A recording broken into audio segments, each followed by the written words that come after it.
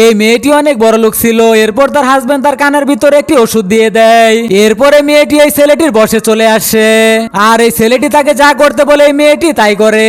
যাই হোক, এরপরে মেয়েটি তার হাজবেন্ডের সাথে অন্য একটা মেয়ের ছবি দেখতে পায়। এরপরে মেয়েটি লুকিয়ে লুকিয়ে ওই চার্চে চলে যায় ওই লোকটির সাথে দেখা করার জন্য। এরপরে মেয়েটির সাথে এই লোকটির দেখা হয়ে যায়, আর এই লোকটি এই মেয়েটিকে সব ঘটনা খুলে বলে।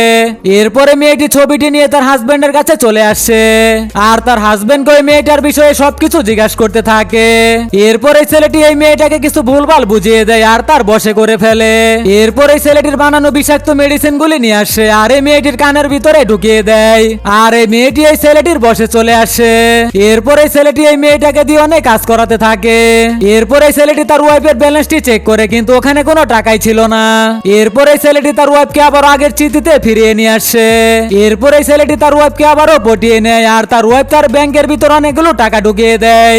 এরপরে মেয়েটির সাথে এমন কিছু হলো সেটি দেখার আগে তুমি যদি একজন মুসলিম হয়ে থাকো, ভিডিওটিতে একটি লাইক করে চ্যানেলটি সাবস্ক্রাইব করে দিবে। এরপরে ছেলেটাকে এই মেয়েগুলা খাটের সাথে বেঁধে ফেলে, কারণ তার ওয়াইফ সবকিছু জেনে গিয়েছিল। কেননা এই মেয়েটিকে যখন বিষাক্ত মেডিসিনটি দেওয়া হয় তখন এই মেয়েটি সবকিছু দেখতে পেরে গিয়েছিল।